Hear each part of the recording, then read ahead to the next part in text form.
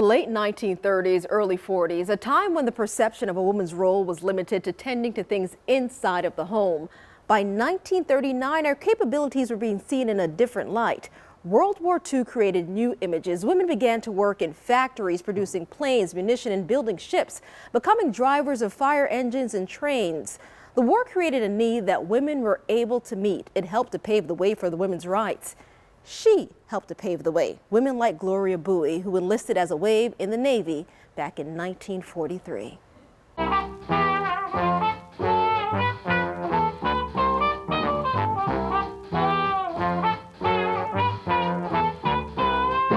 I wanted to join. My dad didn't want me to, but he had to sign because of my age. I was 21. He put the paper aside that I brought home for him to sign. And he didn't want to sign it, and I knew it just by his actions. He wouldn't tell her why. Perhaps Gloria Bowie's father couldn't see his daughter serving, defying stereotypes, opening eyes, helping to redefine a woman's role as a service member during World War II. It stayed there for a few days, and then he finally agreed. Sending Bowie on a 2-year journey unlike anything she had ever experienced. They told me that my mechanical aptitude was high, and they would send me to the mechanical school, and I ended up working on the airplanes. By the fall of 1942, the U.S. Navy had produced a record 10,000 women for active service.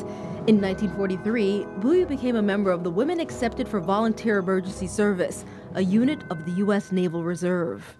And there were 2 of these Quonset huts that housed the WWIIs. She's held on to countless photos of her days as a WWII.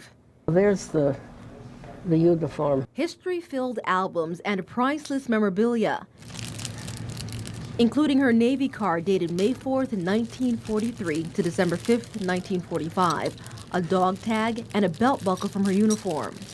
The one we wore with our slacks. Propaganda leaflets urged women to participate in the war effort, calling for single women ages 20 through 30 as auxiliaries to the armed forces, civil defense, and war industries. I worked in the shop at Barbers Point, repairing fighter planes damaged during battle. Sometimes, if it was bullet holes, there would be problems, dents, and maybe even holes on the other part, on the metal parts too. I think we have at times, thought about them, who was flying these planes. But it was something that, if you dwell on it, you're not feeling very well. It's misery. Bowie and the WWIIs worked 6 days a week during the war, more than 70 years ago. Nowadays?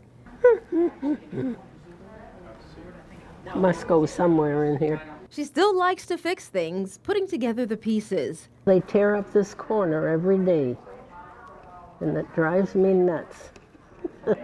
Living by the motto, age is inevitable, but growing old, that's optional. I've managed 95 years, so of course I always say that I'm 59, when you just turn it around. But to be truthful, 95 years old. Later on, I got to thinking, I'm 95. That's only 5 years from 100. Ooh, wow. Now, during her service, Bowie met her husband, Ronald. He, too, was a member of the U.S. Navy during World War II, and they were stationed in Hawaii for most of the war. As for her role in helping to erase stereotypes of women during that time, Bowie says that the U.S. simply needed women in the war effort, and she's grateful to have been able to help.